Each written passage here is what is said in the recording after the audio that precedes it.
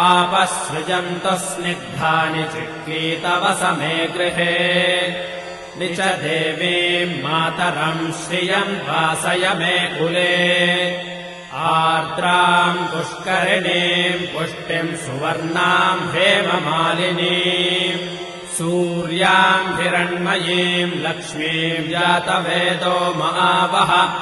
आर्द्राम् यः करणीम् यष्टिम् पिङ्गलाम् पद्ममालिनीम् चन्द्राम् हिरण्मयीम् लक्ष्मीम् जातवेदो महावः ताम् महावः जातवेदो लक्ष्मीमनपगामिनीम् यस्याम् हिरण्यम् प्रभूतम् गावो दास्योऽश्वान् विन्देयम् पुरुषानहम्